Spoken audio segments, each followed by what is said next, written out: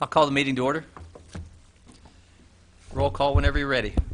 Ms. Yu? Here. Mr. Weiskopf? Here. Mr. Hopkins? Here. Mr. Fitch? Here. Mr. Fell? Here. Ms. Billman? Here. Mr. Allred? Here. And last but not least, Mr. Ackerson. Here. Not only do we have a quorum, we have perfect attendance. Well done. Changes to the agenda. There are none. Approval of minutes from the November 21st, 2019 Plan Commission meeting.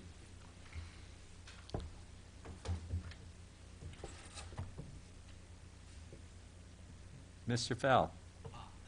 Can I move to approve the minutes if I was absent at that meeting? Technically, probably yes, but I think yes, but I will move to approve the minutes. okay. Second. Motion by Mr. Fell, second by Mr. Hopkins. Do we have a voice vote? All in favor of approving the minutes? Aye. Those Aye. opposed? The minutes are approved. Okay, communications. We did have an email from County Planner Susan Bergstrom stating that case 947-AT-19 would be split into two different cases, 947 and 971, since they had fairly unrelated subjects matter in that text. We won't need to renotice or anything because there is no initial notice for a CCZBA case. Okay, and I'll clarify that again when we get to the case.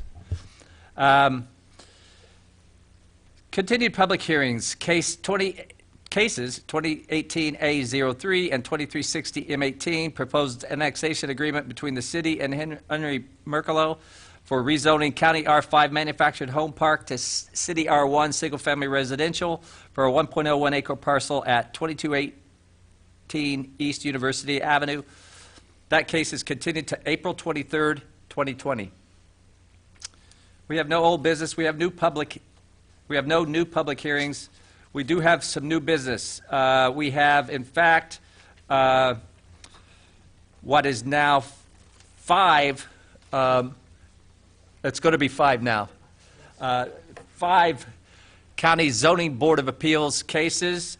We have, first of all, it's kind of a package deal. We've got 945 AT-19 and 946 AT-19, and these are alternatives to some changes to photovoltaic solar farm within cities, 1.5 miles of cities. We've also got now the case that Mr. Ricci referred to would be split, 947 AT-19. This has two different things. One had to do with separation between solar farms and county recreation zoning districts. That one is going to remain 947 AT-19. There will be a new case, 971 AT-19, that will pertain to the financial requirements of firms that finance solar farms. And then finally, we've got 948 AT-19, a request to authorize a variance to rebuild a non-conforming structure before the structure is damaged. So, Mr. Ricci, if you want to start with 945 and 946. Thank you. So it's a complex issue. We remember how complex the original county solar farm zoning text amendment was.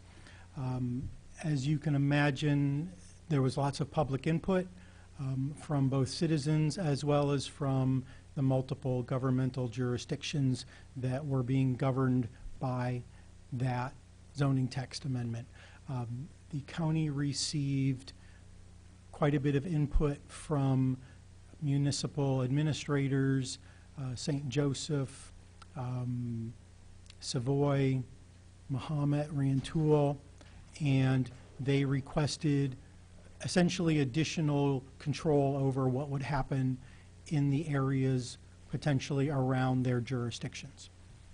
So the first zoning amendment that was proposed was 945, and I will shift over to a clip of the preliminary memo, which was Exhibit B, I believe.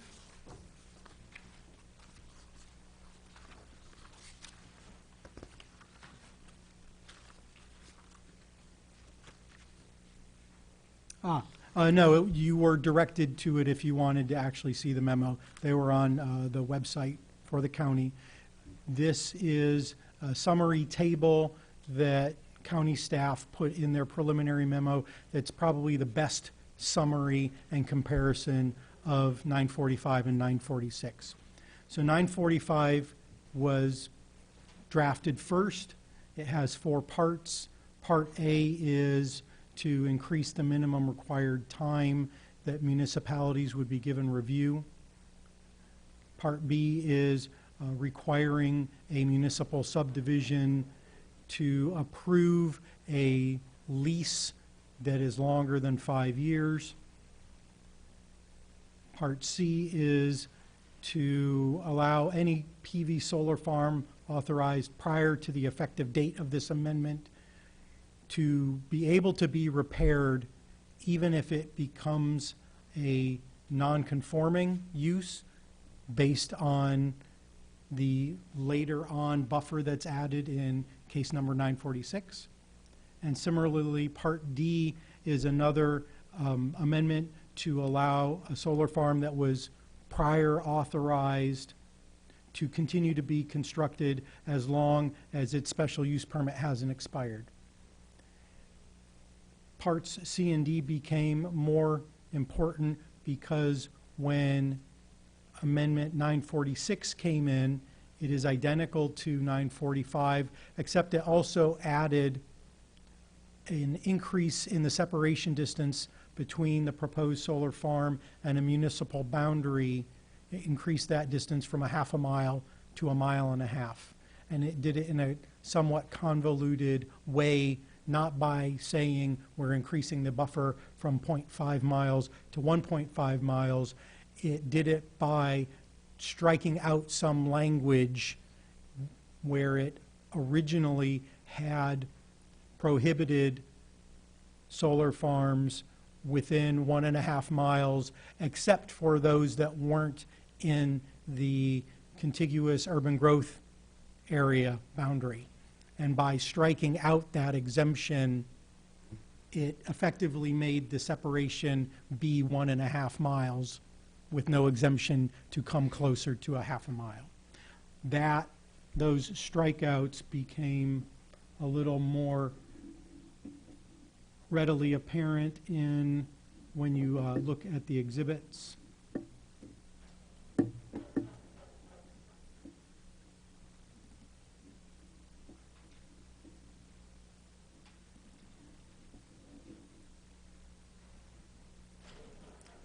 This is Exhibit D, which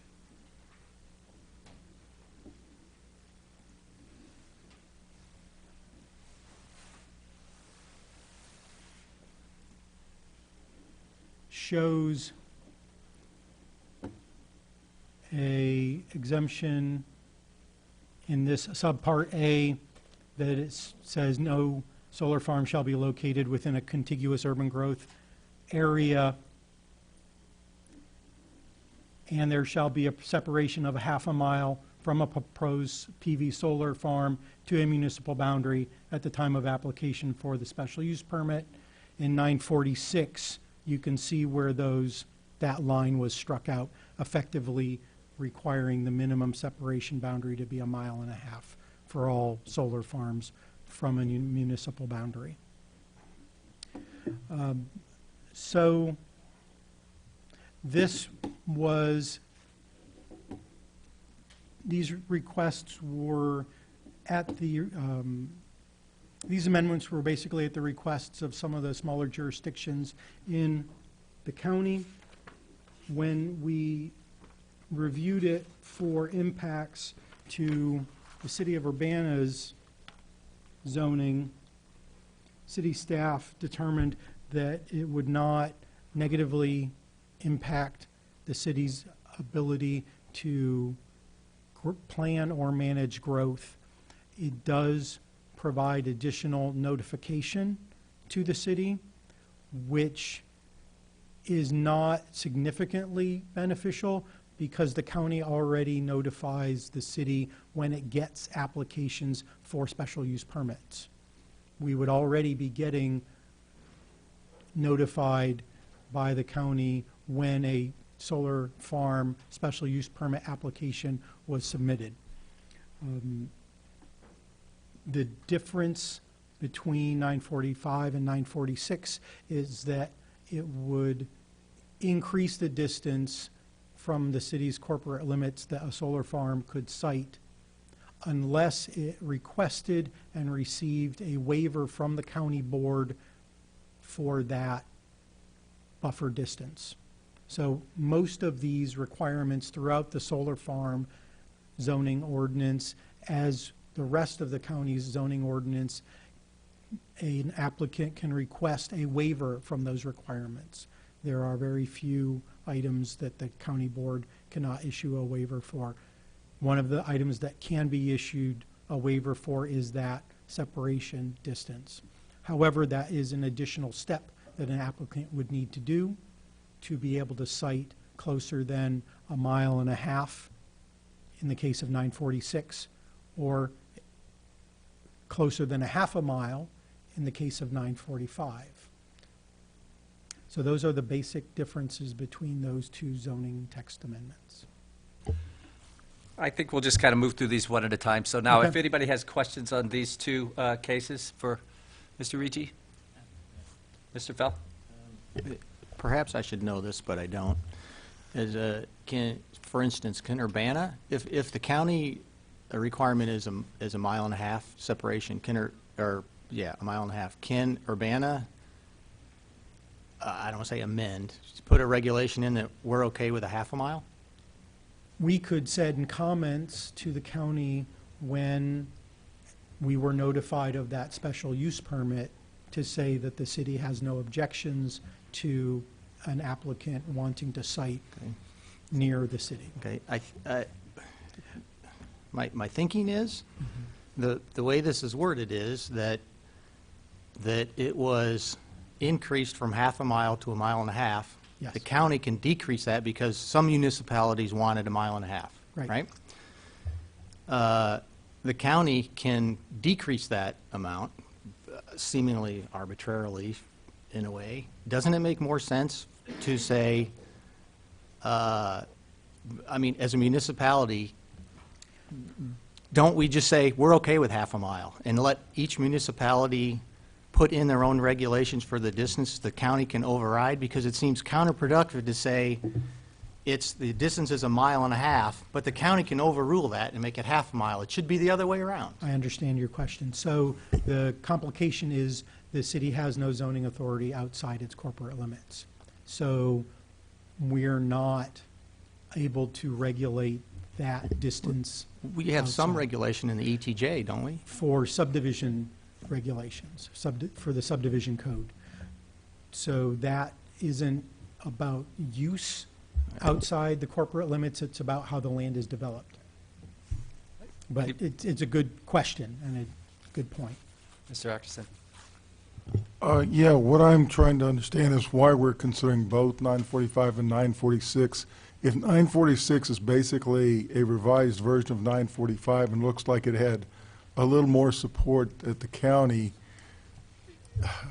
have they decided they're going forward with either or both, or is this just so they're covered so that whichever way comes out? So I guess what I'm asking, Right. is this final on their part, or they want us to approve either one so that whatever they vote on is okay? The zoning ordinance requires that we give a recommendation and weigh in on all zoning text amendments for Champaign County. They sent it our way like this, in this fashion, first of all, because that's how it was initiated in their, system. It started with 945, and then somebody said, we like it, except we want a bigger space. That didn't get rid of case number 945. It simply created a new case, 946. If the Planning Commission and City Council prefer one, and they really don't like another, they could choose to defeat a resolution of protest for the one that they like. And if they had strong feelings about that other one, they could choose to protest that one for some stated reason. If they don't have strong feelings either way about them, they could defeat a resolution of protest for both. And then the county'd be like, okay, they had no strong objections to either. Thanks for the clarification. It just seems to me that as I was reading them, 946 looks like it encompasses everything in 945, so it seemed redundant. It does. It does, yes. Mr. Hopkins? Okay, so it is either or when they get to it. Correct. Um, Or neither. second- Or neither. They could Yeah, throw okay. them both out. I did not follow closely the county municipality discussion. From the perspective of Urbana, I can imagine that we would want solar farms within zero distance of our boundary. For various reasons that may or may not be obvious, but the most obvious is tax-based. It's not clear to me why other municipalities in the county are behaving the way they're behaving. But anyway, since this is about us, we would have the option of annexing. Correct. And that would be our solution if the county,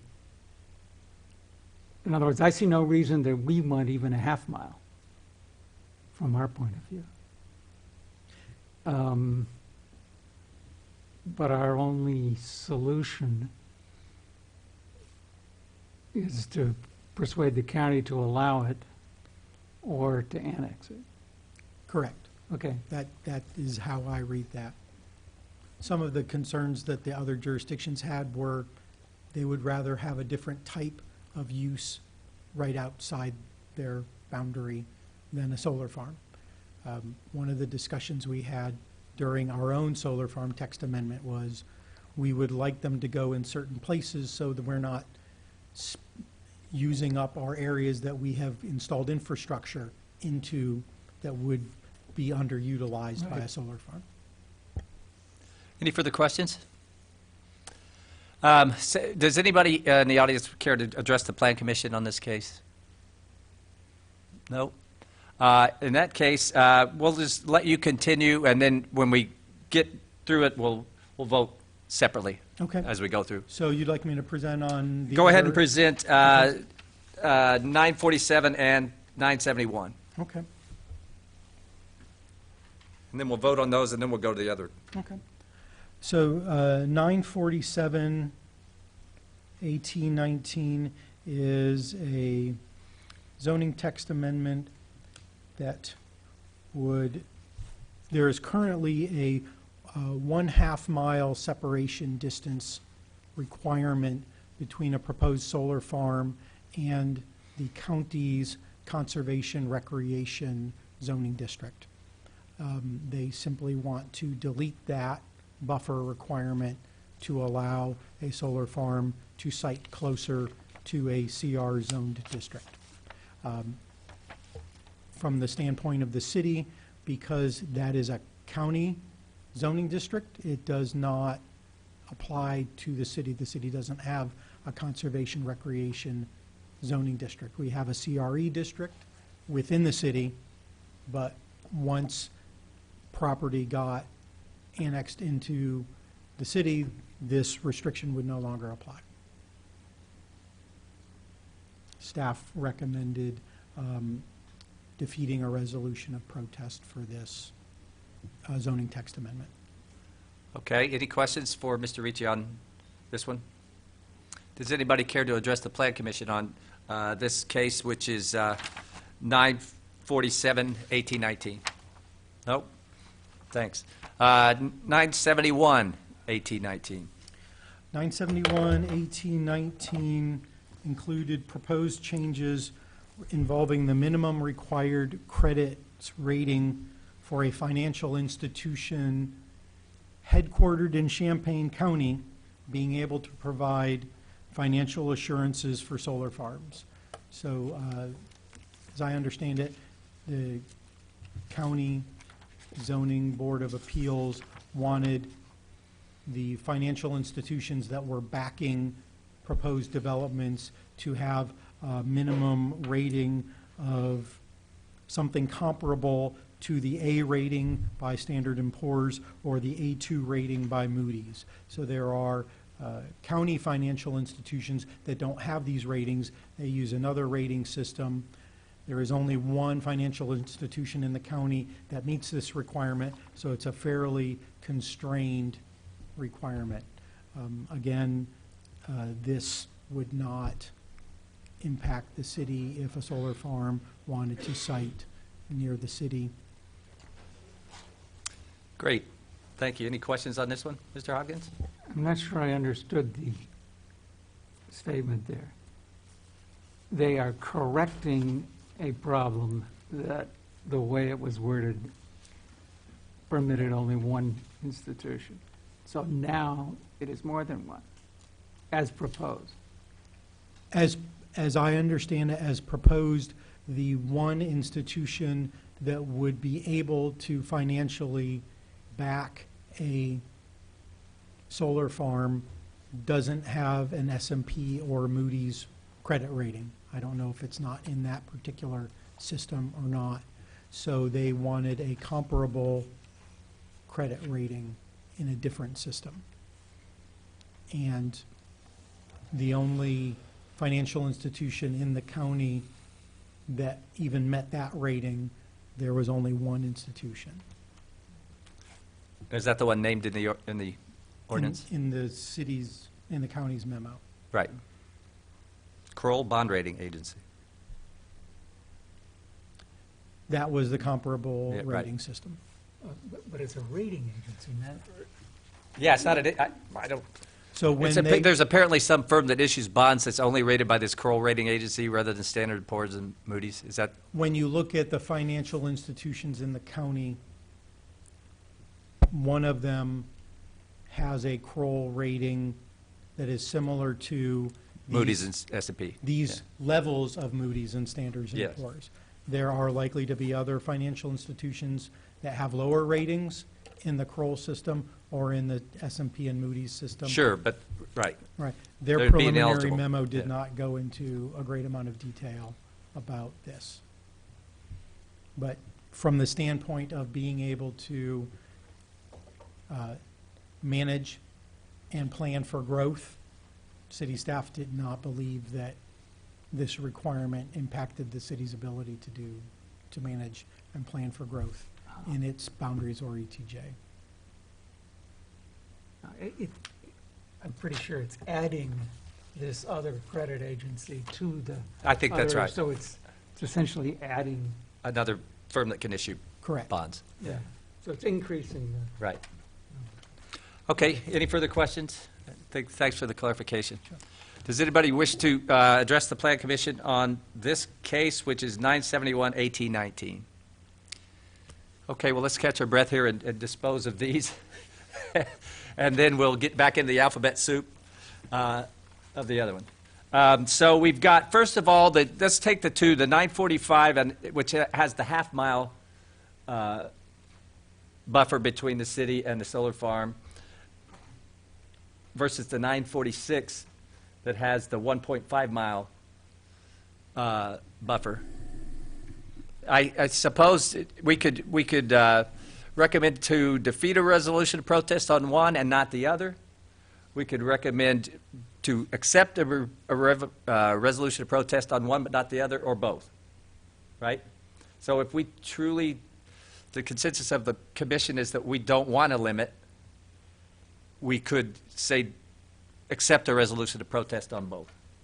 If we want it to be a half mile rather than 1.5 miles, we could say, let's defeat a resolution of protest on 945. Let's accept a resolution of protest on 946. We could defeat a resolution of protest on both. And those are really our options.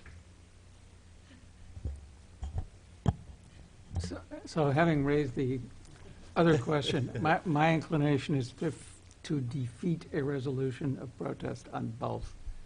And my reasoning is that the municipalities in the county have sought this. And from our point of view, if we want one closer, we have the resources to accomplish that, both from the development negotiation point of view, the annexation point of view, and by expecting behavior from the county.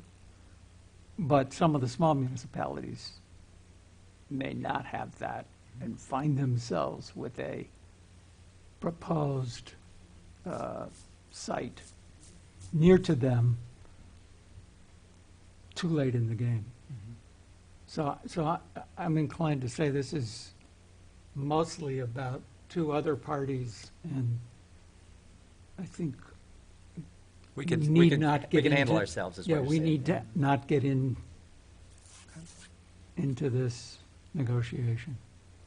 So I would just defeat a motion of protest on both of them. Any other opinions? Do you want to, we can move them both at the same time? If we're going the same way with them, we can move them both at the same time. Does somebody want to move them both at the same time? I will move to defeat a resolution of protest for both 945-1819 and 946-1819. Motion by Mr. Ackerson, Second. seconded by Mr. Hopkins. Any further discussion? Could we have a roll call vote, please?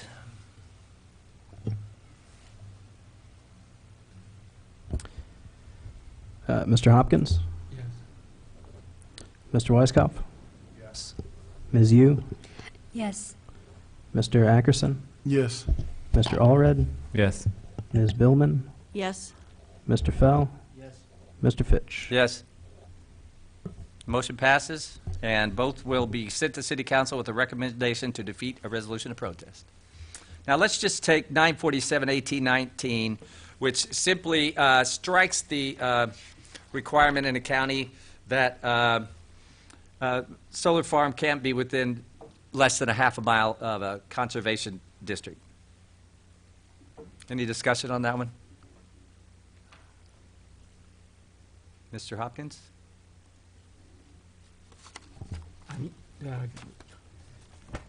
Okay, I move we send The 947. CCBA 9, which one are we doing? We're doing 947. 947-1819. City Council with a recommendation to defeat a resolution of protest. Motion by Mr. Hopkins, second by Ms. Billman. Any further discussion? Could we have a roll call vote, please?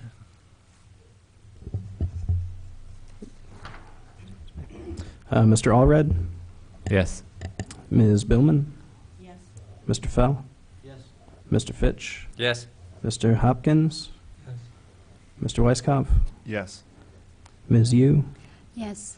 And Mr. Ackerson? Yes. That motion also passes. And now finally, 971-1819. This is the one that deals with the alternative bond rating, which would allow other Champaign County firms to issue these kind of bonds if they're not rated by S&P or Moody's. Any discussion on this case? Any motions on this case? I move that we send plan case 971-8019 to the city council with a recommendation to defeat the resolution of protest. Motion by Mr. Fell. You got it. Mr. Hopkins Second. seconds it.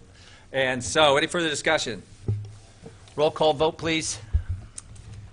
Mr. Allred? Yes. Mr. Ackerson? Yes. Ms. Yu? Yes. Mr. Weiskopf? Yes. Mr. Hopkins? Mr. Fitch? Yes. Mr. Fell? Yes. Ms. Billman? Yes. That motion also passes. And will these all go to the council at the same time, I presume? Yes, on the 16th of December. 16th of December. All right, now, another county zoning case. This is CC ZBA 948-1819. This one would authorize a variance to rebuild a nonconforming structure before it is damaged.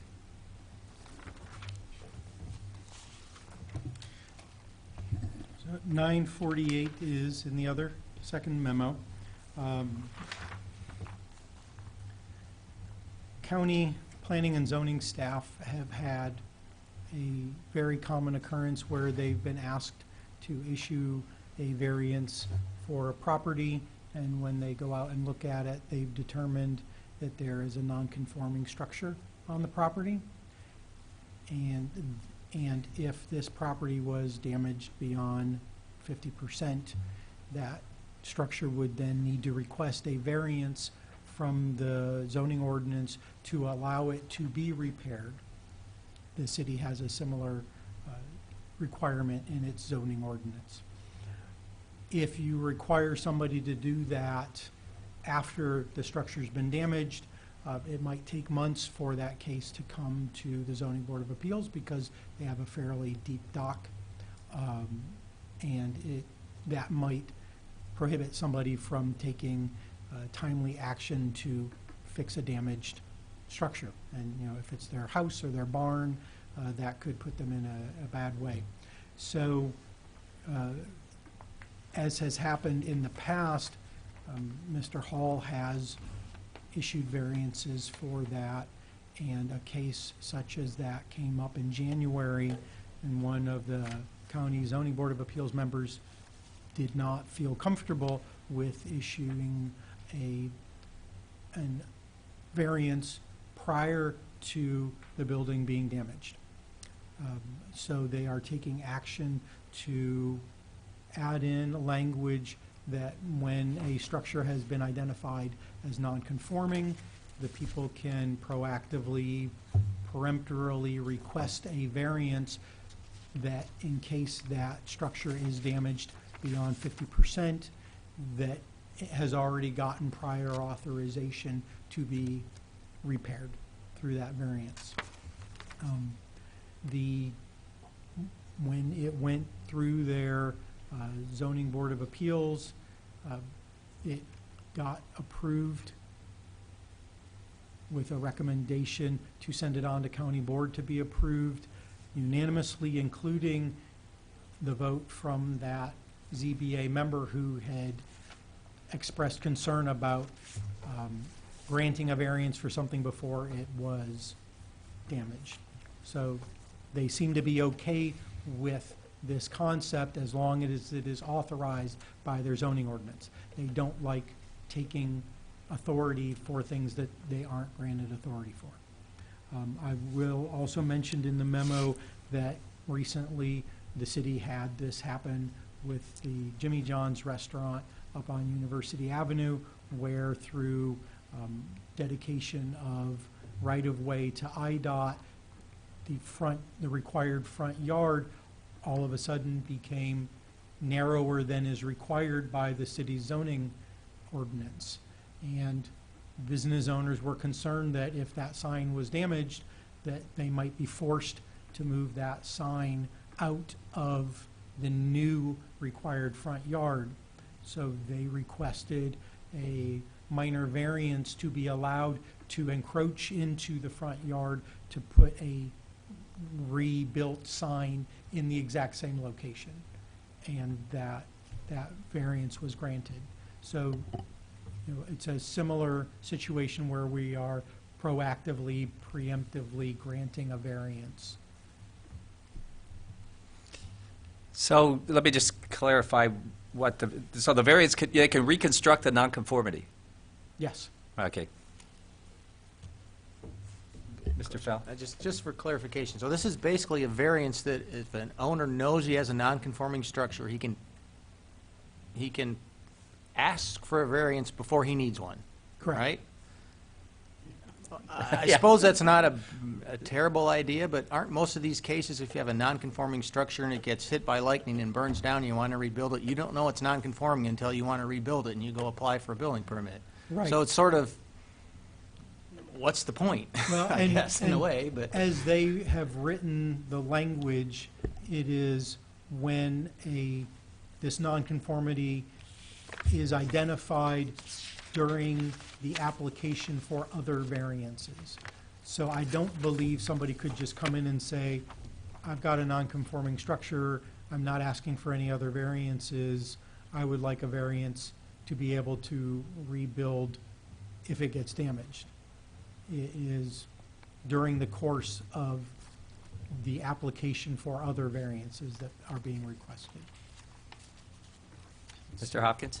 But there's nothing in the wording of this to prevent somebody from taking the initiative if they know they've got a non-conforming. Let's- Yeah. Oh. So, So for example, maybe they want to sell the property and as part of that, they want to go ahead and get a variance. Well, Something like there- Actually, there's another reason, which is insurance. Yeah? Because if you own a non-conforming property, have you found an answer to the question? yes, I have. So in our staff memo, it does show the markup of the county zoning, and it simply adds a line that says the board may authorize such a variance prior to such structure incurring any damage or destruction. So somebody could take the initiative to get that Right. on the road. So even though the normal occurrence of when this happens is when somebody is asking for another variance, somebody could proactively come in and say, I've got a non-conforming structure, I would like a peremptory variance. Now, the county board doesn't have to issue it if they don't think it's a good idea. But the difference is, if I have a building that's not conforming, I have to insure it for 100% of loss if I can't rebuild it, if it goes below 50%, which costs more. So I can imagine people taking the initiative if they Right. wanted to, which I think is okay. I just wanted, Yeah, be clear. Yeah. And I will say, we will often get phone calls from, title companies or other agents saying, this thing is happening, and we say it's a non-conforming use, and they say, can it continue, if it gets burnt down, and we say, no, not according to our zoning ordinance. If they had a variance, then I'd be able to say, why, yes, it does, because it has a variance. And then all of a sudden, that non-conforming use is allowed to continue ever on and on. it might be interesting to, what I refer to as counter-regulatory behavior. That is, this is being done for one reason, it could prompt another kind of reaction. Yes. Yep. Any further questions for Mr. Ricci? No? Mr. Weisskopf? Just out of, I'm still kind of what Andrew was commenting on, the kind of roundabout solving of a problem. There isn't like a front head, a way to attack the front of the problem, which is that requirement, the 50% requirement. That's kind of set in stone. They could choose to amend that threshold percentage, but then you would eventually hit that. So if you said it was 80%, well, then somebody comes in and their building's damaged 81%, they still would have to request a variance after the fact. And I guess it's like speculation, but if you kind of just grabbed any given property in West Urbana, I mean, it's way above 50% that has non-conforming structures, right? Yes. Cool. And it does not cover non-conforming uses, just non-conforming structures. Okay, any further questions? Does anybody want to address the Plan Commission on this case? Sir, if you could come forward, please.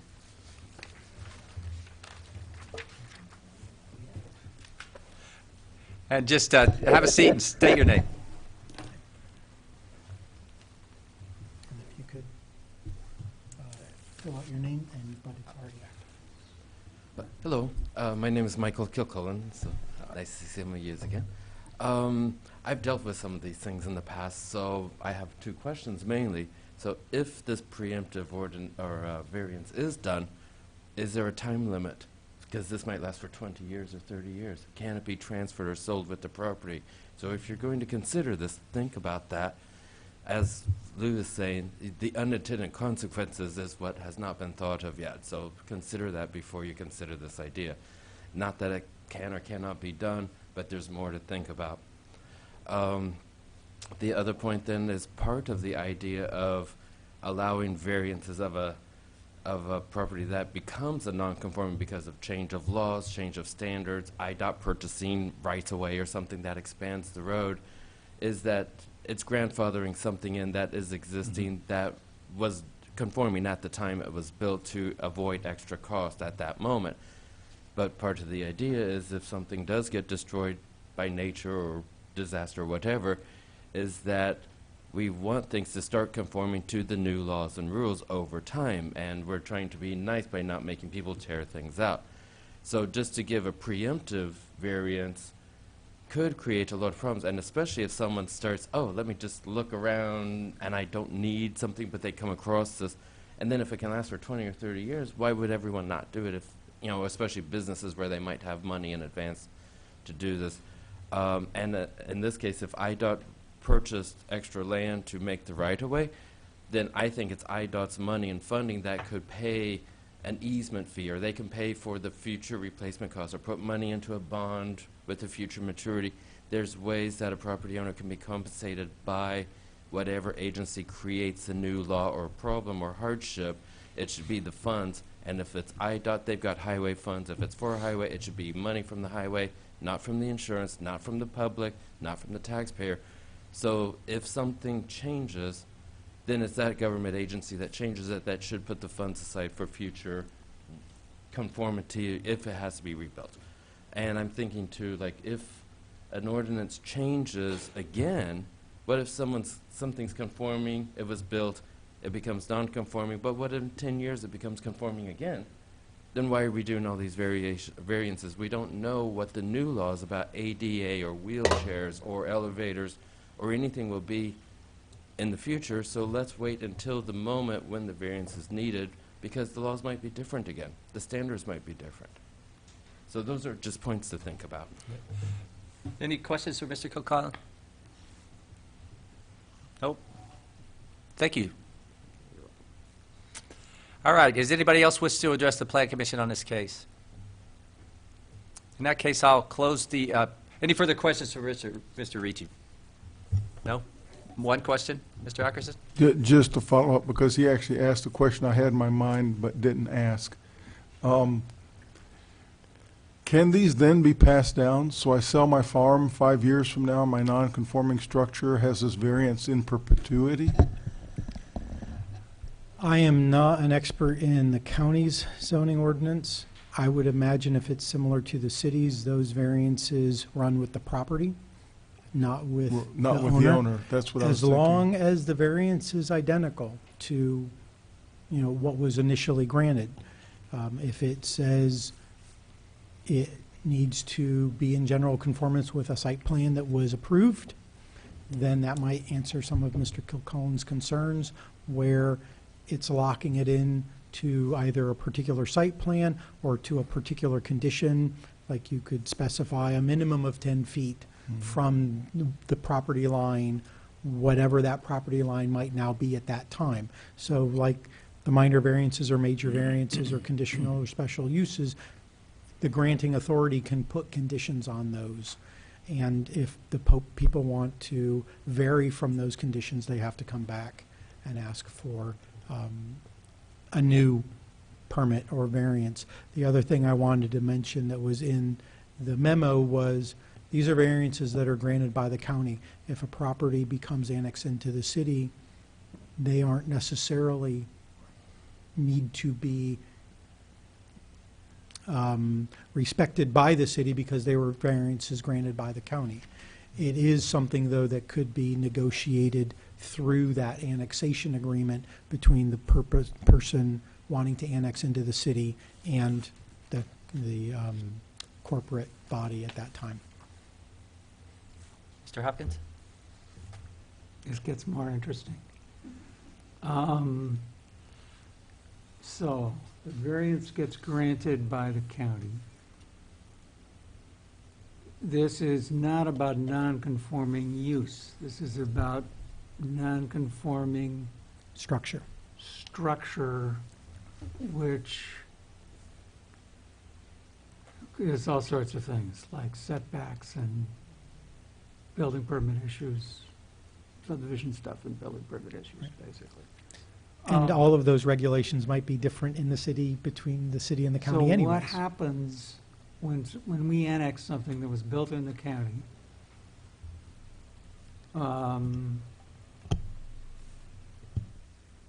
Those become non-conforming Yes. because they don't meet our regulations?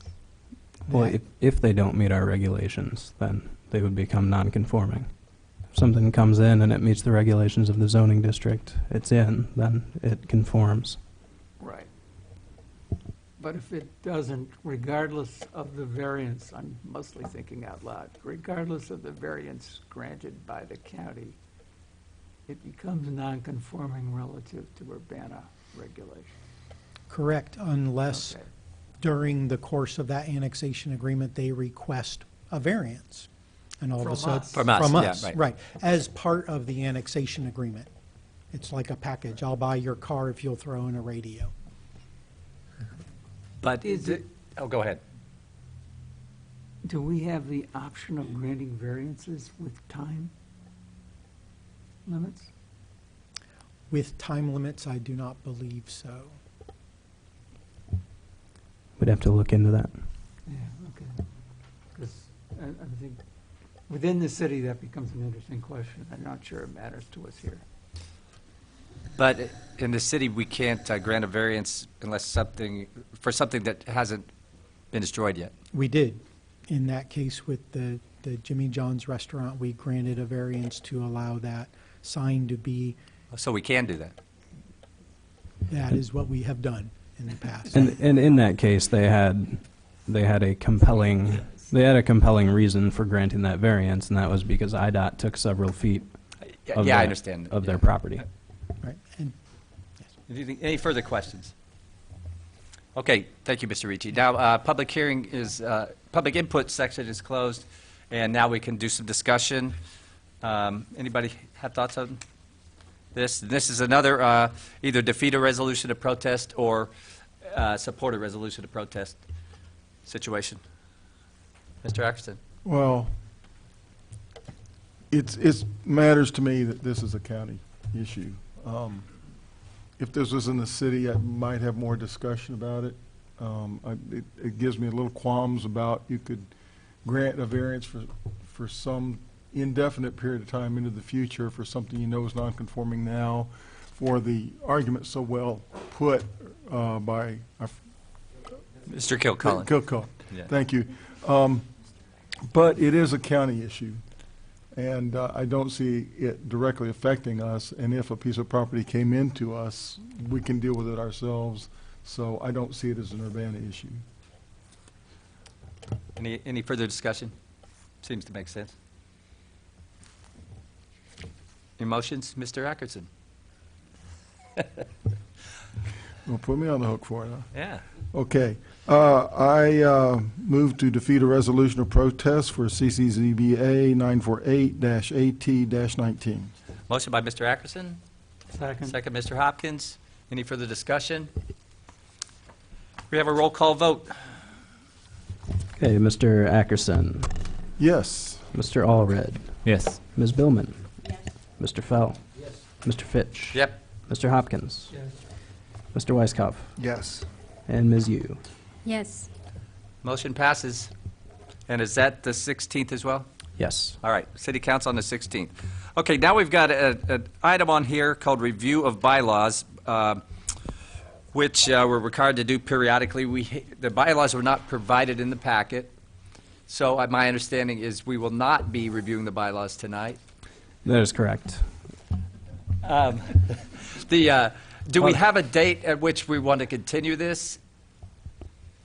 Is Well, notice come into play on this? No, it's not an actual case, so So I think we can do it whenever. We don't necessarily have to continue it for notice Right. purposes. Okay. We'll do it in January. The reason that it was put on the agenda was City Council just voted to switch the days of the month that their committee of the whole and their council meet. And we thought that that would affect, that might affect the bylaws, but it turns out the bylaws do not reference when the city council meets. It just references the first and third Monday of the month, so we didn't need to do a quick fix on the bylaws. Okay. So we'll address those next month. Okay. In that case, audience participation. Does anyone want to address the Plan Commission on something pertinent to planning and zoning? And sometimes it's not pertinent, so I just had to throw that in there. Do we have a staff report? Yes, a couple of items. Number one, the special use permit for the Plasma Center up on Lincoln Avenue was unanimously approved by council on Monday. And then second, tonight is Mr. Ackerson's last meeting. And we really wanted to thank him for his 4 years of service on the Plan Commission. I still consider you a new member, and I've only been here 5 years, so I don't know how that works. But we always appreciate your well-reasoned thinking, and we're definitely going to miss you on this commission, and we really appreciate all of your commitment to the commission and your public service. I do have I have a certificate of appreciation here, presented to Barry Ackerson in recognition of your dedication of time and service to the Plan Commission from July 13th, 2015 to December 31st, 2019. So I'll present this to you. I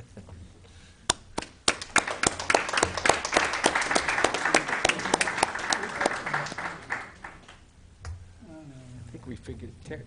Yeah. All right. Well, on that note, any other staff report elements? No, that's all. That's all. Now, there's a very special treat. We've got a study session tonight in which these very patient young people are going to talk to us about Kickapoo Rail Trail extension and connection to downtown. And we know who you are, but if you could please state your name. My name is Cynthia Hoyle, and I'm an adjunct a lecturer, instructor at the university teaching a class this semester on land use planning. And my students are here tonight. Thank you for inviting us to come and do the presentation to you. So it's a project-oriented class. And so we were looking at the proposed extension of the Kickapoo Trail from where it currently ends now up to Lincoln Avenue. It actually would be a rail width trail for part of that, because part of it is along an active rail line. It's not a very active rail line, but it is still an active rail line. So we would have both a trail that is a rail trail and one is a rail width trail. And so the students have been looking at how we could best enhance the benefit of having that trail in Urbana. Trails are known to be economic engines in communities. There's a lot of work that's been done on trail towns and how trails can really benefit the economy of a community, and we've seen that in St. Joe. And in fact, some of the students on a Saturday I offered, and we did a bike ride along the trail out to St. Joe, and we met with the mayor, and the chair of the Forest Preserve came by, and so we got to learn about what they're doing, what has already happened, and what they're planning to do. And so the students looked at options for how to best do that in terms of land use and design guidance, and they're going to present those to you. There are 3 groups, and they're going to go in the order of Group 1, Group 2, and Group 3. And so it's up to you if you want to ask questions after each group or wait till the end. Probably it's easier to ask after each group if you have specific questions. And so I will let the students introduce themselves and make their presentations for you.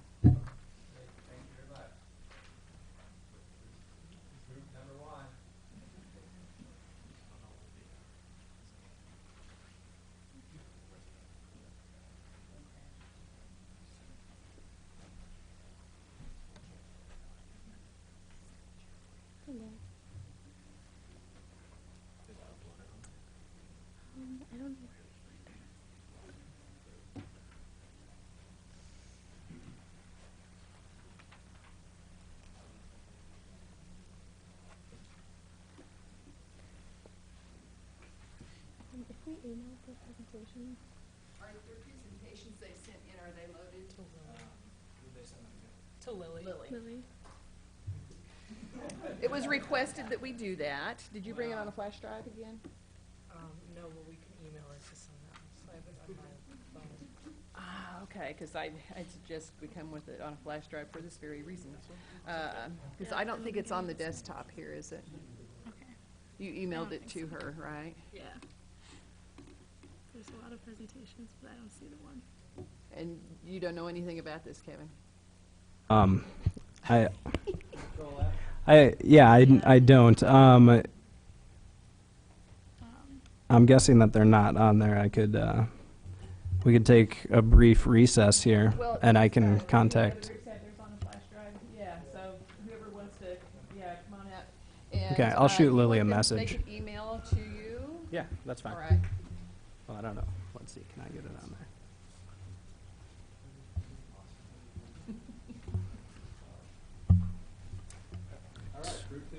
Group 3. Group 3.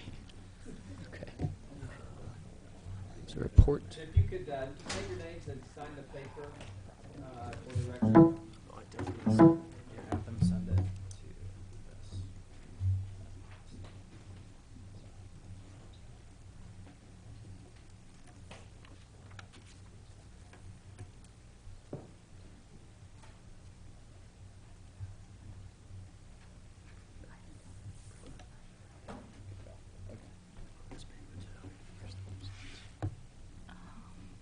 Go to view. Slideshow. And your names are? I'm Carlin Hastings. All right. I'm Andrew Coteras. I'm Eric Ziegler. All right, great. Welcome. So thanks for having us. We appreciate this opportunity. It's nice to get like real experience in presenting to other people other than our class. So, just a quick agenda. These are the things that we're going to highlight throughout the presentation. So, the Kickapoo Rail Trail, as you know, it's a recreational trail and extends from Urbana into the Kickapoo State Park in Vermilion. It's about 24.5 miles. The first phase been completed in 2016, connecting Urbana and St. Joe. That was about 6.7 miles. So it's been designed for pedestrians and bicyclists. And we're kind of taking this opportunity to develop a plan on extending the trail into downtown Urbana. So, part of like this process, we created this existing conditions report where we kind of highlighted some of the key takeaways here. And this kind of served to give us an understanding of the site's context and kind of give us a fuller idea of what this extension could mean for the community. Some of the points we highlighted is that much of the existing commercial development is auto-centric. Vacant parcels represent an opportunity for sustainable mixed-use developments in the heart of the community. We saw that a lot of like the residential zoning was single-use or multifamily, so we saw like an increase for density, and open space areas are underutilized due to their inaccessibility in the surrounding land uses. So we created this guide, these like vision statements to help guide us through this planning process and make sure that everything we did stayed focused and aligned. So our plan, we want to encourage and develop dense urban buildings, maintain the historic and architectural charm of downtown Urbana, promote the use and activation of outdoor spaces, provide opportunities for economic growth, and promote walkability, cycling in downtown Urbana. So I was under the impression there was going to be a few more people here without a planning background, so I was planning on explaining how a TIF worked to you guys, but I imagine you're all very well versed with how those... Well, I mean, I know, but, you know, for everybody else, you can explain it, please. People on television. We're commissioners, not professional planners. Yeah, so what we kind of saw were development opportunities, and one of the things that we noticed was the encompassing area is surrounded by a TIF district, and as Kevin knows, but maybe not everyone watching at home, or as you guys know as much, TIF is kind of a tool used by a city, in order to kind of promote development through freezing the assessment value of property taxes, and then, as you can see, that light-colored yellow triangle is the incremental increase, and that is then used and reinvested back into the area of the boundaries of the TIF. And then at the expiration, the darker yellow you kind of see is that new projected, now that new tax base that can be collected and used by the city at this new higher assessed value. After reading through the 2016 economic report from Urbana, it was very promising to see that even with this TIF being relatively new, there are new businesses that are coming to Urbana. As noted, there's 30 new businesses that opened in 2016, which I personally found was a lot higher than we expected at first. But it's interesting to notice that at the beginning of the TIF, it is starting to, you're getting these new businesses that are opening, and whether or not they're in the TIF, helping the actual assessment value kind of shows us that we're seeing people want to be, the small business owners kind of taking over the new economy of America. So people are trying to find these new ways to maximize capital, be their own boss, and whether that be through their own businesses is kind of what seems to be happening here in Urbana. So what we kind of hope to happen is, as this trail in our proposal for these land use changes over time will actually help the TIF mature in the proper way and have it be a useful tool to help incentivize developers to come in. And kind of almost, you want that one anchor tenant that can kind of start to catalyze everyone else and start to create that further growth for people. In order to begin addressing some of the vision statements and some of the goals we laid out, we have identified 6 parcels which we feel are represent the best opportunity for redevelopment with a variety of land use types. And so, as you can see here on this graphic, that includes multifamily residential, alongside potentially a hotel use and a retail or dining use. And those are all centered along the trail corridor, and we provided, we'll get into a little more specifics about our ideas. So the first location is located on Griggs Street, where we propose a senior housing development right on the rail corridor. We feel this is a great opportunity for that type of use because of its proximity to downtown Urbana. It would be great for anyone looking to live an active lifestyle and really be able to access all the types of amenities they would need potentially without a car. Secondly, we propose a hotel use on University Avenue. This is located just 1 block east of Carle Hospital, between 2 existing hotels. So we feel this would be a lower impact use because it's something that would not represent a profound or disruptive change to what's already there. Thirdly, we propose a multifamily residential building on looks like Race Street, just across the street from Silver Creek Restaurant. This is currently occupied by 3 single-family homes in varying stages or states of disrepair, you could say. But if these were redeveloped at a higher density, that could represent a greater use and potentially complement the development of this trail with new users and potentially help to reduce card auto dependency if those folks were able to access, again, the businesses in downtown Urbana. So again, here's just sort of a recap of where those 3 proposed uses are located. The first senior housing development, again, on Griggs Street, the hotel near Carle Hospital, and then the multifamily across from Silver Creek Restaurant. The remaining 3 proposed uses include townhomes on the lot currently used and owned by Silver Creek for overflow parking. It's currently a gravel lot. But again, we imagine a higher use at a somewhat higher density, perhaps something like a multifamily townhome development that sort of fronts the trail, and again, represents a complementary use. Fifthly, multifamily residential on the Save-A-Lot parking lot. It's an auto-oriented grocery store that's set fairly far back from Broadway Avenue. And in order to begin sort of filling in the parking crater, if you will, and pulling buildings back up to the street, we imagine something that's mixed use, that has perhaps retail on the first floor and is more urban in character. And then finally, we imagine a dining or retail use on what is currently a low-rise, low-density office building just north of Main Street.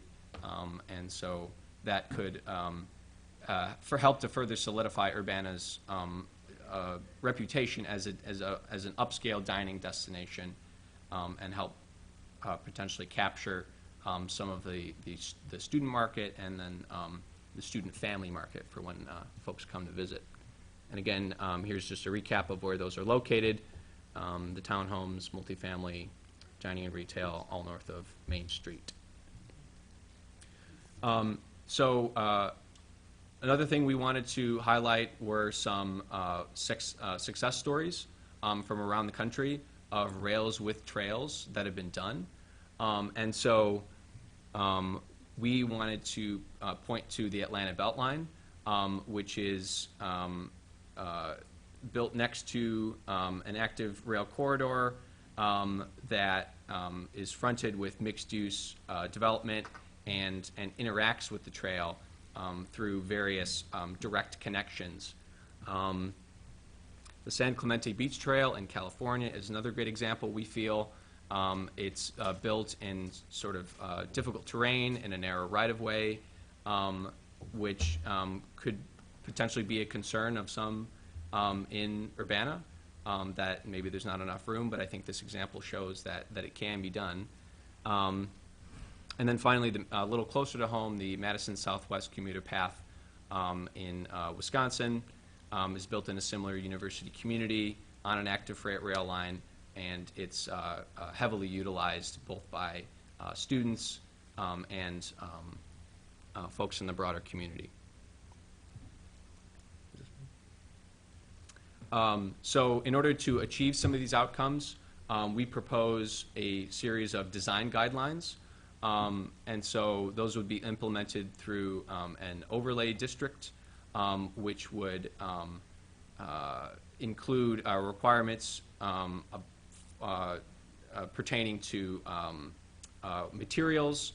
So we would want those new structures to utilize high-quality materials such as brick and stone, parapet elements, exterior trim, awnings, in order to blend with the existing development and sort of historic character of downtown Urbana.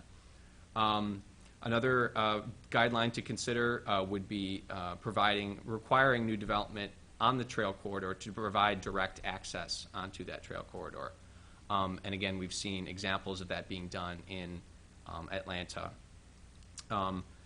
Art installations along the trail corridor could be an excellent opportunity as well.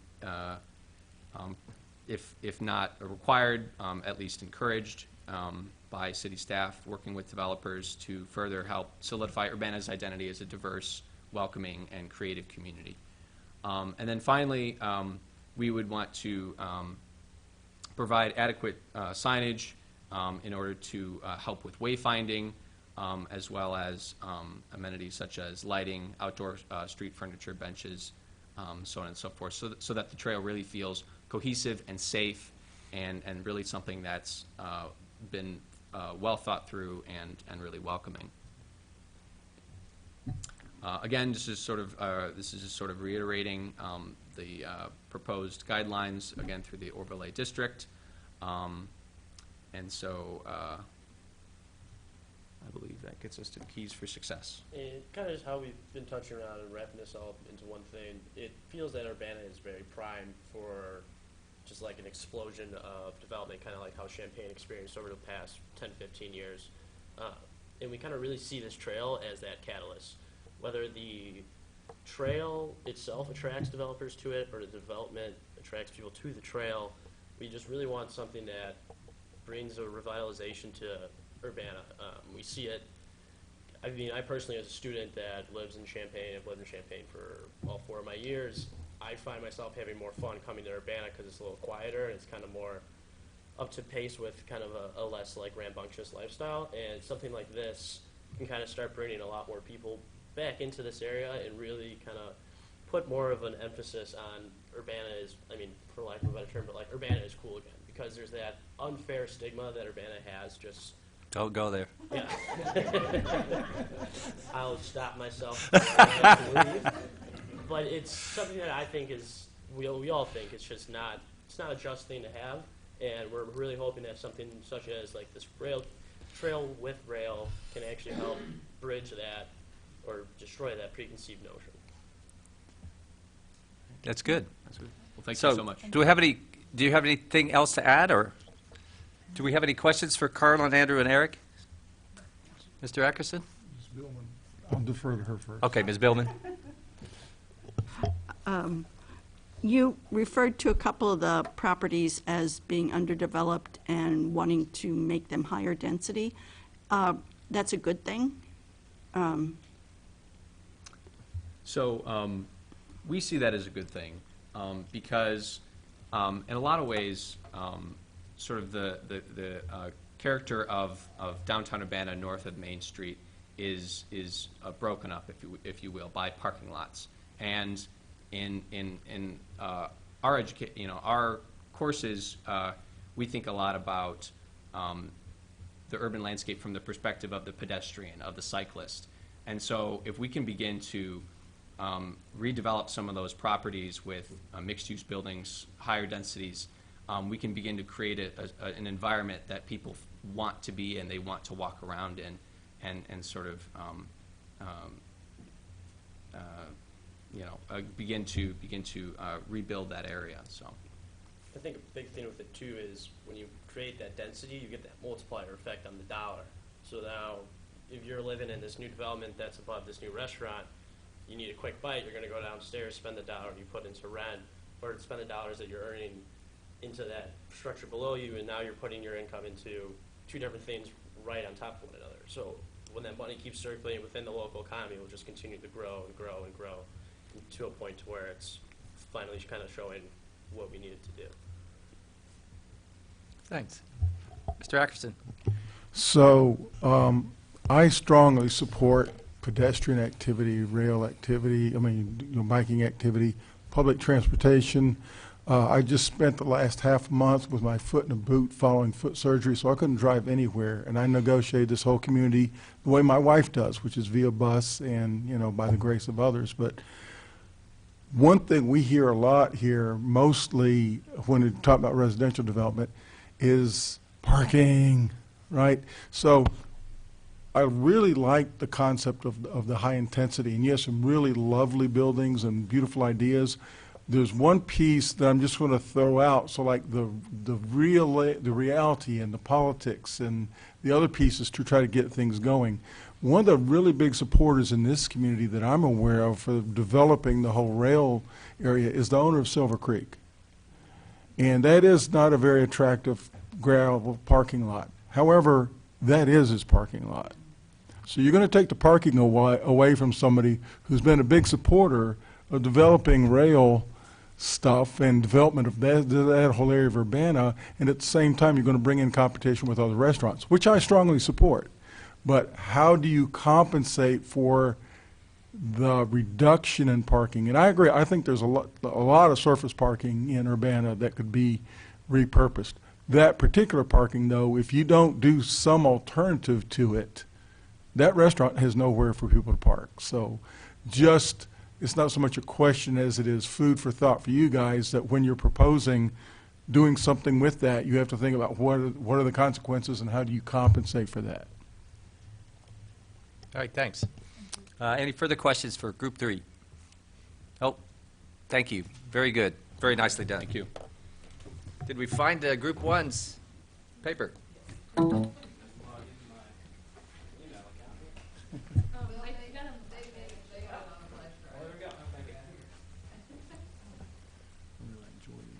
Yeah, I know. Okay, Group 1, after you get set up, we'll need your names, and you can sign that paper that's there.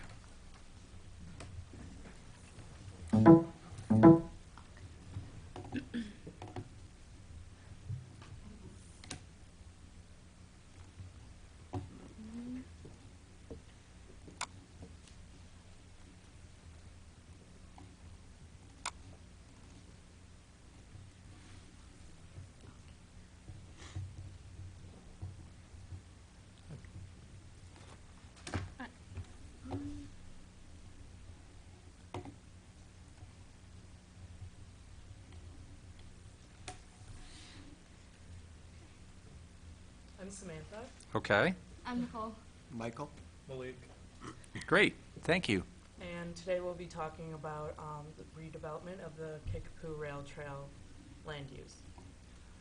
So our study area is, well, obviously in a very historically rich area of Urbana, and the Kickapoo corridor that we're studying is bound by University Avenue to the north, Vine Street to the east, Main to the south, and Lincoln to the west. We envision a public space that invites human interaction and a space where people want to be in and that they will use. We hope that this space will be a place where people don't mind their commute and an opportunity for economic vitality in Urbana and something that stakeholders and residents want to see in their community.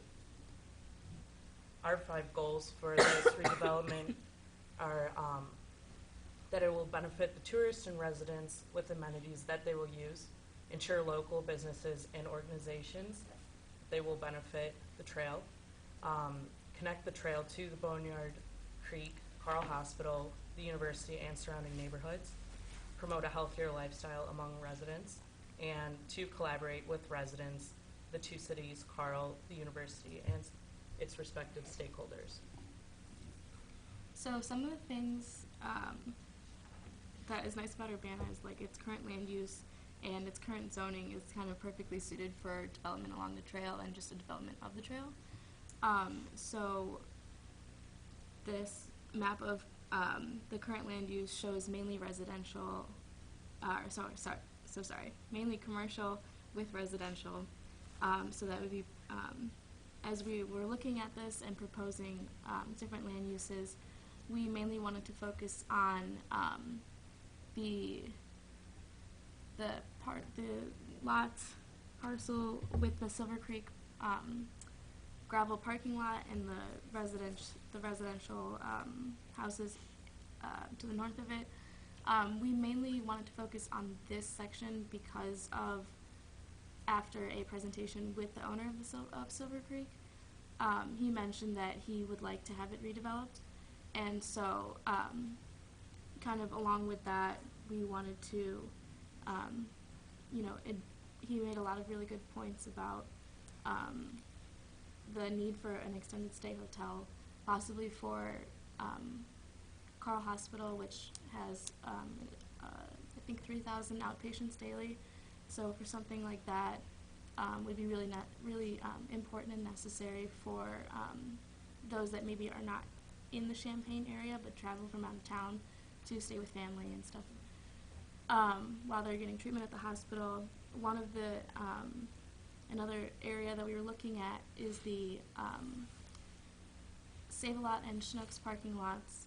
The area that's kind of highlighted south of the proposed trail is that are those 2 businesses, and what we found was that there was just a lot of surface parking there, and we, as looking at the overall downtown of Urbana and overall look of Urbana, it didn't quite fit.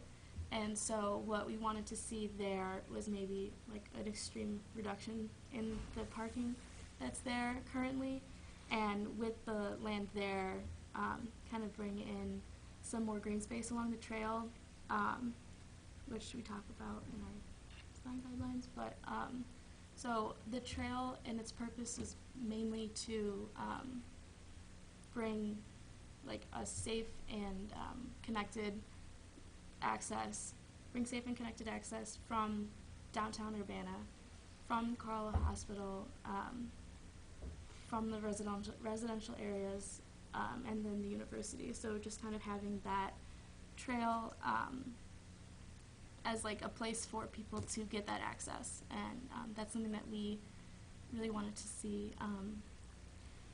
So kind of just to continue with that, the need for public transit infrastructure, that kind of will come along with the proposed trail. The main thing that we wanted to focus on, again, was making it cohesive and connected with, and making it mainly safe and easy for people to use. Something that deters a lot of people from walking or from biking places is like the general upkeep and safety of roads. So if you feel as a cyclist or pedestrian that you walking along University Avenue or walking on Main Street, at certain points you feel insignificant compared to the drivers and the speeds that they're going, that obviously if you don't have an extreme need to not use a car, you're most likely going to use a car. So kind of creating that space for people to feel safe and kind of help with the general mobility of Urbana. Yeah, and connecting it with the existing Boneyard Creek Trail will also bring Champaign into it as well with the university. An example of a biking and walking trail that we pinpointed the pros and cons of it was the 606 in Chicago. We found that there were plenty of access points for the Logan Square and Humboldt Park neighborhood. It is essentially a green space with a lot of greenery and trees throughout it. They have successful wayfinding on the trail with a clear map and visuals on its website. And there are events that are held on the 606 as well, which is a possibility to happen on the Kickapoo Rail Trail. And even with Boneyard Creek events like the Boneyard Arts Festival. So, and the two neighborhoods have also found an increase in cyclist, foot traffic, and families using the trail. Except the cons with this trail are the high property values and taxes that came with it. We would like to see some policies to avoid gentrification and inequalities, such as participatory budgeting and inclusionary zoning. And also community outreach with the Kickapoo Rail Trail, because it's the residents that will see the changes that the rail trail will bring. So going along with our goals of increasing connectivity and sort of density within the community and along the trail specifically, proposed design guidelines kind of go hand in hand with proposed overlay zone. And for this section, I focus primarily on areas adjacent to the trail and also the Schnucks and Save-A-Lot parking lot that everybody's going to talk about. I think that I honed in on areas adjacent to the trail because that is sort of where there are different spots of surface parking lots, and that is where sort of the opportunity is to kind of create an aesthetic and sort of an area that will be accessible for people that are directly on the trail, that they can come off and maybe take advantage of some different developments. So with the overlay zone, design guidelines would sort of promote density by, minimizing setbacks and minimizing parking allotments to maximize the space, prioritizing building orientation so that not only people coming from the south that are maybe utilizing the buildings along that trail adjacent to it, but people who are coming off the trail also have access points to the buildings that might be off the trail, as well as things like transparency within buildings so that it's not like you're closed in by a bunch of different buildings and like walls and all of that stuff, but that, everything's very accessible. And then other different accommodations like streetscaping, public patio spaces, street furniture, and all of that stuff off of the trail, just to make sure that it actually is not just a trail, but also sort of a destination and something that is communal in nature. And then some different levers, some different economic incentives that I was thinking about. Obviously, this area is located within the TIF district, so with the TIF, utilizing or expanding those benefits to maybe developers who did want to fulfill those design guidelines, whether it be on those spots adjacent to the trail or in different parts of the city. One thing that we noticed, and we've kind of been talking about this, at least during the first half of class, we did a complete streets audit. We did a just existing conditions report on the study area.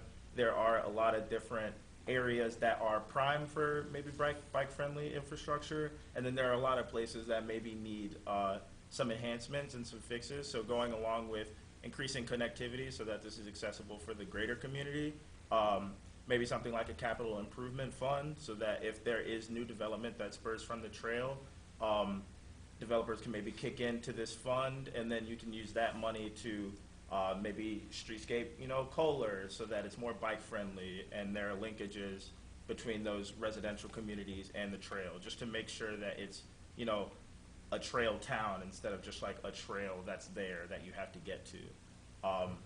Yeah. As far as the sustainability for the rail trail, we hope that the trail and the development be aware that it will be on the Boneyard Creek floodplain. We hope that this trail will encourage people to walk and bike instead of drive, and we hope that there will be access points throughout the trail as well, so it's easy to use and get on. We would like to see some thoughtful design features like a wide space for walking and biking, and seating and wayfinding, and also lights are really important so people will feel safe at night. And lastly, just communicate with the people who will see this trail in their backyards. The added value that we'll see from this trail are connectivity through the access point, but then also this trail will help people get to work or school or going to downtown. We hope that this will promote a healthier lifestyle, and it will persuade people to use their cars less and start to bike or walk instead. We would like to see that this trail will boost the local economy in Urbana, as well as just create a beautiful public space that people would like to spend time in. Okay, so what we've been talking about this entire time is connection between the university, downtown Urbana, and the city of Champaign with the trail.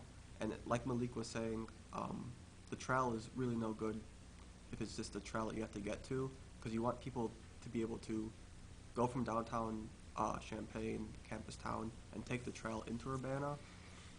And so an important part of that is collaboration with the university and both cities, because they all have different competing interests. Another group of people you would like to collaborate with may be local businesses or organizations. So maybe a bike club through the university, a running club through Urbana, get them together and have them host events like or a school to have their cross-country team run on the trail. And another idea we had was to offer organizations and local businesses to sponsor parts of the trail. So for example, maybe Carl might sponsor a portion of the trail that's nearest to them. Maybe a fraternity or sorority might like to adopt a part of the trail and maintain it, or beautify, or something like that. And I know it doesn't match the code of Urbana, but having signage directing people to businesses on the trail, so maybe like directing somebody to the Itty Bitty Bike Shop or to Silver Creek Restaurant. And then another thing we were thinking of was Smart Trips, which is a mailer that informs people of different alternative ways to get around. And so to reiterate, we'd like to have this trail make Urbana a destination that people will want to dine in, just spend time in the outdoor spaces. As far as the land use, we'd like to see an extended stay hotel where we think that a lot of tourists coming in for Carle Hospital or the university or whatever it may be will use. We'd like to provide economic incentives for this trail as well as improve public health so that people will continue to bike and walk on the trail. And lastly, just collaborate with the people who will see this trail in their neighborhood. That is all. Great, thank you very much. Any questions for Samantha, Nicole, Michael, and Malik? I will tell you that how about it, what was it, 6 months ago or so, rezoned a property, or maybe it was a special use permit, right adjacent to the rail at Lincoln, Clark, and Busey. It's where the English hedgerow is, and the proposal is to put a combination of townhomes, apartments, and extended stay hotel on that property. So you guys are thinking ahead. I like it. All right. One more question. One more, Mr. Ulrich. Yeah, so thanks. This is great. It's true that there is this potential for that type of use to be there. It would be great if that development ended up having a lot of these sort of design guidelines that you're talking about in terms of how it's oriented to the trail versus the streets. So we'll see what happens there. The Schnucks parking lot, you highlighted that, but I didn't get a good sense of what you were thinking in terms of what might go into that. Are there ideas around that? Or? Yeah, so in terms of land use, Nicole could definitely touch on that. But I know that I mentioned it in design guidelines with a proposed overlay zone. Yeah. And I think when we're thinking about Schnucks and Save-A-Lot, we're thinking about the big surface parking lots. And so I think just like infill development, if it were to happen, would like adhere to those design guidelines. But in terms of land use, something that kind of came to my attention was along, I'm pretty sure it was the trail in Madison. They have like allotment gardens like along the trail. So something that would be cool for Urbana would be for the multi-family residence housing, extended stay hotel, all of those high density developments that we're proposing along the trail to have that green space so that they're able to garden, plant their vegetables, flowers, whatever there. So kind of making it more of a organic green space instead of a asphalt parking lot. That's kind of like how I was visioning that. Thank you very much. Very well done. So I had one question. Oh, Mr. here. Garcia. Yeah. I get Late to to ask the party. questions too, right? Sure. Okay, so the 606, I'll date myself by saying when I was in graduate school, I went up there before it was a trail, and they were still envisioning it and calling it the Bloomingdale Trail.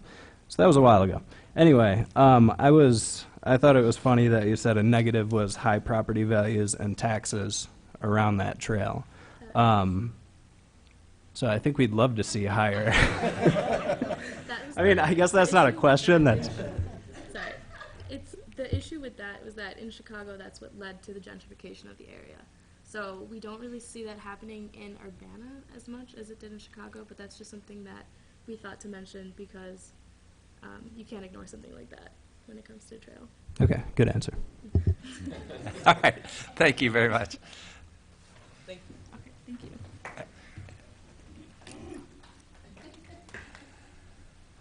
And group 2.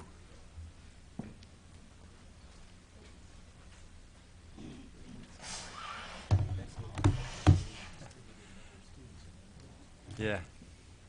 So yeah, if you could, whenever you're ready, just state your name and launch right in. Greetings. Bear with us. Third one, last one. Oh yeah. I'm Charlie Rasmussen, And I'm Janice Marriage. and it should be noted that our fourth group member, Justin, is not here.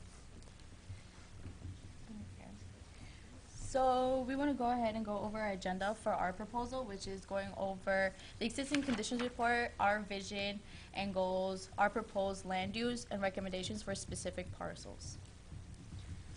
We want to start off by describing the Kickapoo Rail Trail for the third time now as being 24.5 miles as a whole. It follows the former CSX Railroad from East Urbana to the Kickapoo State Park outside of Danville. It passes the communities of Mayview, St. Joe, Ogden, Oakwood, and the trail is designed for pedestrian and bicycles. It's really known for its most diverse ecosystems in the state, and with woodland, prairies, and wetlands. And the activities that it is meant for is walking, bird watching, bicycling, skiing and snow, and playing with snowshoeing. So when we first we're brainstorming our proposal, we want to take into account the demographics and the diversity that Urbana has. So the two main factors that were most impactful for our proposal was the fact that 50.8% of the residents along the trail are from incomes of $35,000 or less, and the majority of the housing is renter occupied, meaning that there is a demand for affordable housing along the trail. Affordable rental properties. Yes. So here's the zoning map of our primary study area in downtown. While the proposed right-of-way does extend all the way from the current starting point of the trail until into downtown, this is a select area that we decided to focus on primarily in the downtown area. And so the zoning map is in the presentation for reference. We want to go over the current land use of specifically the downtown. It is mostly commercial, some residential. There's also aspects of a Carl Hospital, single-family housing, and light industrial. As for the Kickapoo Rail Trail as a whole, there is the most land use is industrial, single-family duplexes, and commercial. So as at the beginning of our class, we went to Race Street and Broadway Avenue, and we conducted a complete streets audit, which looks at the streetscape and the conditions of these streets, and we conducted them between Main Street and University Avenue. And we also looked at the surrounding land uses, and I believe that that is what led for this, since all of us participated in this project, we noticed a plethora of parking lots along these streets, and so that is what has led for us to want to change the surrounding land uses. Furthermore, within this study area, University Avenue sees a high volume of traffic with over 10,000 on average vehicles per day. Main Street sees between 5,000 and 10,000 vehicles, and even smaller local streets like Race and Broadway see between 1,000 and 5,000 vehicles per day, which shows that this area sees a lot of vehicle traffic and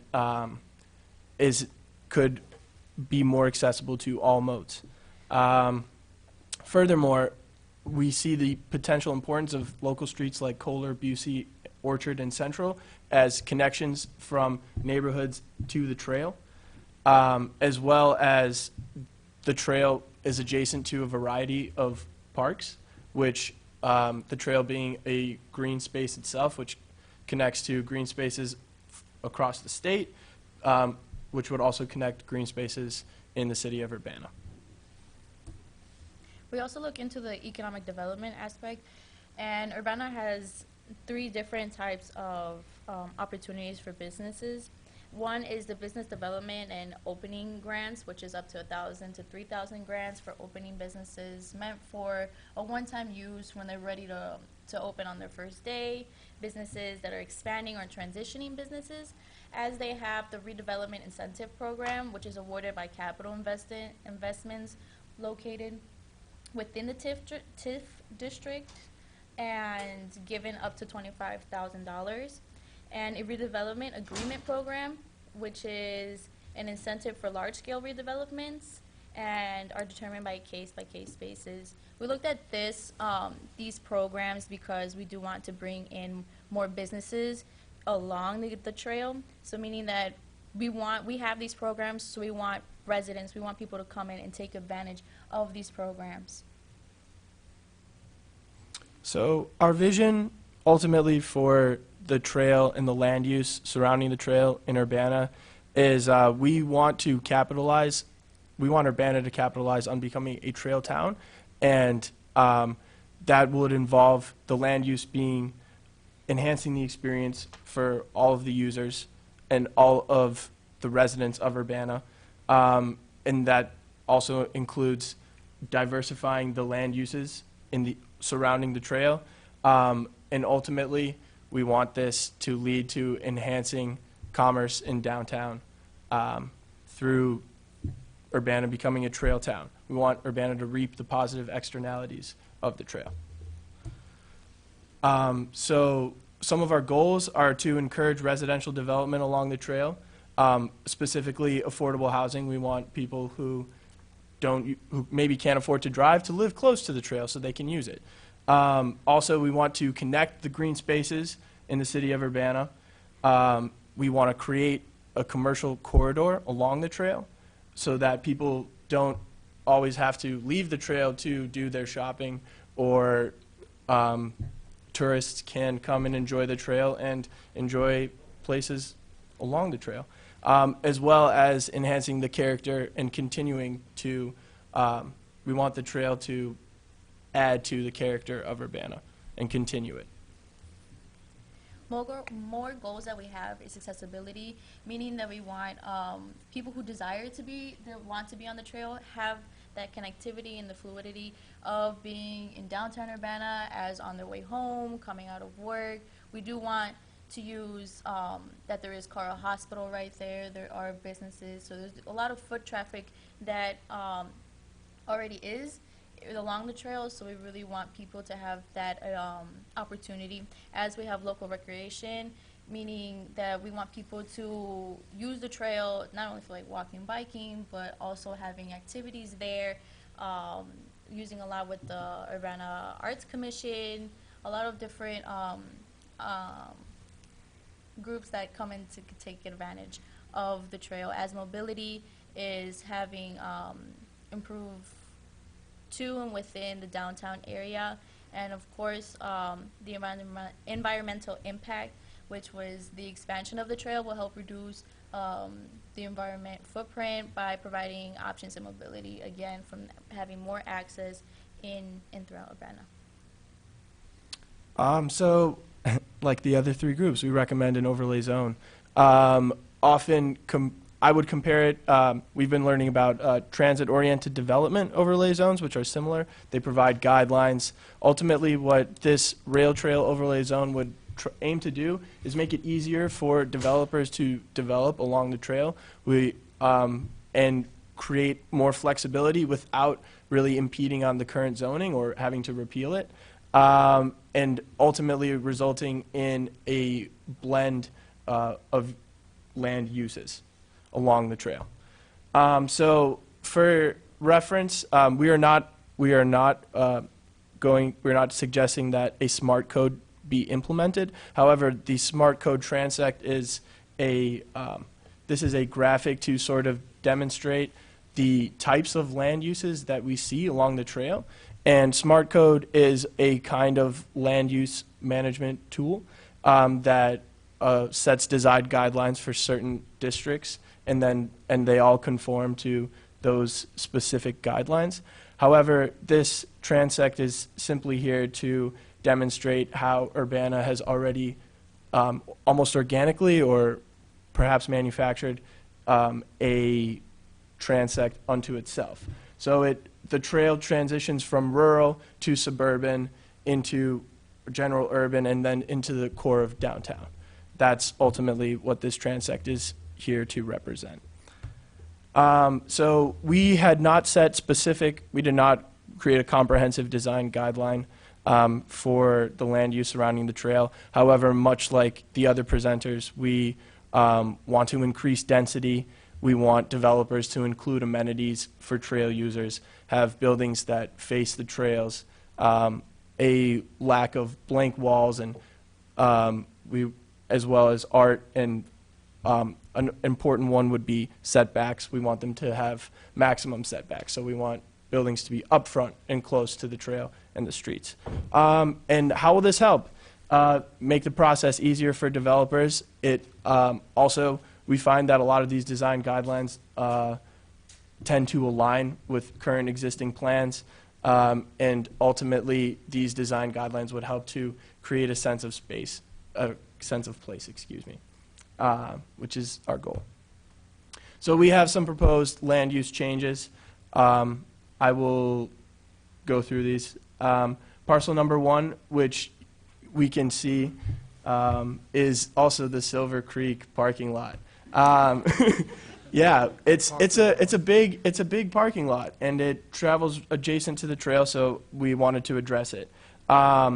We recommended a mixed-use development, and also from our field trip, we spoke with the owner of Silver Creek, and he had also suggested creating in the future some sort of higher density housing on this property. Also, to address Mr. Ackerson's previous claim about parking or suggestion, we also were exposed to a potential plan for an MTD station. And so this station would incorporate a variety of civic government centers, as well as a transit center, and also would include parking. And so perhaps shared parking could be an option for the Silver Creek establishment. I don't know the exact specifics, but we wouldn't want to take away parking for all of the people who love to use Silver Creek. And this is an example of a mixed-use development in Washington. Parcel number 2 is the green one, and these are parcels along the Boneyard Creek floodplain, and our recommendation is that segments 1 and 2 of the Boneyard Creek revitalization from the Boneyard Creek Master Plan of 2008 be implemented, and this would include a trail, a plaza, and as well as a natural area. And also, this would help to connect the Kickapoo Rail Trail to the existing Boneyard Creek development that we have here in downtown Urbana. Once again, connecting green spaces and also providing pedestrian cycle access throughout the city. And also, ideally, it would help to prevent this area from being a flood hazard and from properties on that area being damaged by future floods. Parcel number 3, which is the Save-A-Lot parking lot. Yeah, huge parking lot. We want to recommend residential commercial mixed use on this as well to help to create a corridor sense of the trail. I don't know if I need to elaborate any further. And let's see, parcel number 4, we wanted to recommend a hotel be used because parcel number 4 is located near Carl Hospital. Yep, that's it. That's it. So there you go. You nailed it. That's 2. There you go. Parcel number 5 is currently a vacant lot directly adjacent to the Kickapoo Trail right-of-way. And we, again, recommend mixed use. We want to further housing near and in downtown Urbana, as well as commercial spaces. We also looked at areas, so we have this the whole study area. And so we looked at some areas that are farther east down Main Street, near the seat of many county organizations. I don't know if you guys can read this map, but over here, the railroad tracks, they dip south and they cross Main Street. And so what we envisioned, those are parcels labeled 1. What we envisioned were making that area neighborhood commercial or a general commercial area to sort of incentivize that people who work at these county government centers, they could go there and spend their lunch hour and not have to travel into downtown. And they could also go there and access the trail because the train tracks travel south through there. And we saw that as a potential gateway and also as a place, as a neighborhood center perhaps, instead of the downtown being the only one. And finally, parcel number 2, these 2 parcels here are used for agricultural and industrial land use at the moment. Thank you. First Student stores buses there, and there's also corn growing on this property.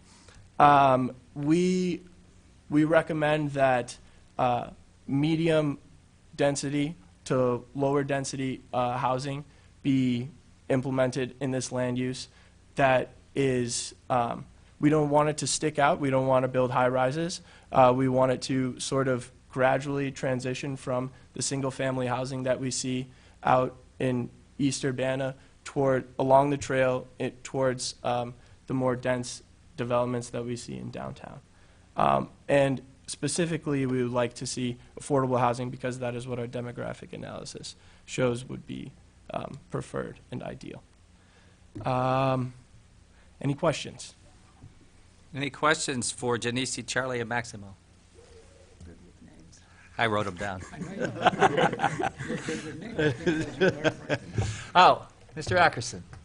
No, I just want to commend the last 2 groups. The first group might have done it, but I didn't hear it. So the last 2 groups specifically mentioning that you talked with the owner of Silver Creek. Yes. And that is really important to get that kind of buy-in. Would love to see something better than that gravel lot, but he's got to do something about his parking. And number 2, thank you, bless you, for talking about MTD and public transit as well as pedestrian and bike use.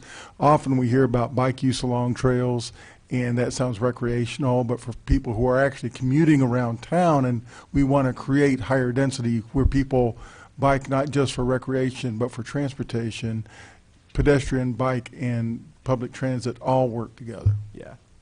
Absolutely. Thank you. Mr. Hopkins? So I'd make general comments. I'm guessing some of you know that I used to be the one teaching courses like this, or one of the ones teaching courses like this. I'm making the comments not so much about any one group, but my general reaction. And as often the case, I don't know exactly what your project charge was, so I may be jumping outside of it, but that's often what happens when you present something, is the part that people are responding to or the part that maybe you didn't happen to include or you weren't from the start. So my main reaction is who? So I can imagine 2 ways trails get used. One is people going somewhere, and the other is people going nowhere. That is people on the trail to be on the trail as a strolling or recreational experience. And I wasn't fully persuaded that you had thought through who these people were going to be, why they would be there, and what that had to do with the design of the trail. So, and I think in the last group you had some images that went beyond your defined focus area. But one of the things that I kept wanting to sort of see is origins and destinations. All right, this is part of a network. It's going to function as part of a network. And you mentioned that, but where's the university? How many people are going to be at Carl? If they're at Carl, at the moment, they probably are parking in a 6-deck parking garage, or they're staying in a hotel across the street, maybe one. So are they going to be strolling? Are you going to design this to be an attractive stroll? And if you're going to do that, given that it's a rail plus trail, that might be a little tricky. You might need half of Ellen Strong's parking lot to create a place that's attractive enough to stroll. And if you want people to get to the university, the trail doesn't go to the university. The Boneyard Creek Trail goes to the university. And in the last group, again, you acknowledge that. But so I want to think, okay, this trail is part of a network. Another key part of the network, important to Urbana, is the Boneyard Creek Trail. How do you connect them? At the moment, they don't connect very well. If I'm on a bike and I want to go from what's been built on the Boneyard Creek Trail so far, and I want to get up to a bike that could go on that rail trail, I don't think there's a sync. Anyway, that was sort of my main thought and reaction is somehow the who and where they're going and what they're doing and how the trail actually works in the network. You may have thought about a lot. Maybe it's a task of representation of your thoughts to convey that. What I will say to that is specifically for the design portion, I found myself grappling with designing the trail. However, we had to focus because this was not a design class and it was a land use. So oftentimes those questions of connection came up, and it was not our job to answer those, which would have sounds interesting. And I wish that was our job sometimes. And that's exactly what I need to remember. I prefaced this. Yes, absolutely, exactly absolutely. That, so. Good response. And also the questions of who. I think some people that are a question to answer the who question to an extent. I think Cynthia pointed out to us that there is a culture of people who vacation to cycle. They ride on trails, and as considering that the Kickapoo Rail Trail will one day be in entirety from Kickapoo to Urbana, that the trail will be used for people going somewhere but also nowhere. Does that make sense? And so tourism also, I think, got factored into our land use plan as well. Mr. Allred? So I'll ask a land use question then. Okay. So every group had the idea or the approach of using an overlay zone. Was that something that you found in your research of some of the other examples that, and this doesn't have to be just your group, but the other groups too, the Atlanta Beltline, or I don't know, Indianapolis has something like this that's similar to. Have they typically used an overlay zone to try and encourage this sort of orientation that engages either existing development or new development with the new trail? You're stuck. Yeah. Personally, we didn't look more of specifically the Atlanta Beltline as looking at their current land use and what they implemented in order to create it. We looked at it as more like we looked at what we had in Urbana, and we decided to do an overlay, so sort of putting this. And once we designed it, we started to look and research other places that had these similar things that we wanted to implement, and we found the Atlanta Beltline. And also, No. The answer is no. I didn't look at these other trails implementing overlay districts. However, I mentioned it briefly in the presentation of transit-oriented development overlay zones, and that I had researched more so, and considering this was under the assumption that the trail works in a way like transit, and that is how we came to the decision of an overlay zone. And also the options for manipulating land use, I guess, seemed kind of narrow. And we didn't want to change the zoning necessarily, rather provide a way to make different developments more flexible. Does that answer the question?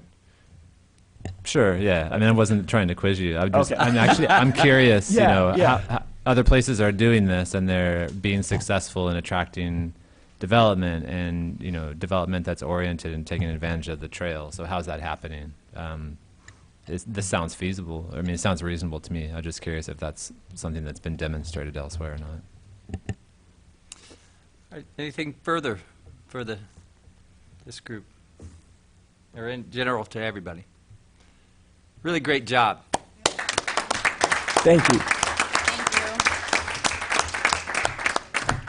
I would like to say I'm impressed with the professionalism, and what a great topic. I think that was a great choice. Yeah. Are we out? And I just wanted to say thank you for your feedback. I think that's really helpful for the students. And also to say that I spent a lot of time looking. I could not find a land use plan for a trail in the country. There were lots of trail plans with land use and land use plans with trails, but no one had actually just looked at doing a land use plan for a trail. So to some degree, we were sort of creating something here that we didn't see any examples of. And so I think the students did a good job. And it was really hard not to work on designing the trail and the trail system, but we were looking at how we had to look at that to a degree because the interface of land use and transportation have to be at play with this. But I think the students came up with some really good ideas and some things that city could take a look at. We did a public input workshop, by the way, and the mayor and two city council members and several staff members and some public came and gave the student the input on their initial concepts and design ideas. So thank you again for your interest and your support. Well, we appreciate it very much, and a great job. So I do believe that's it, unless Kevin, you have anything Yeah, I just else? want to mention before we adjourn, since it is Barry's last meeting here, we have some refreshments back here. Anybody is welcome. We got tons of cookies and little I don't know, sweets and stuff, and soft drinks. No hard drinks, but so please partake.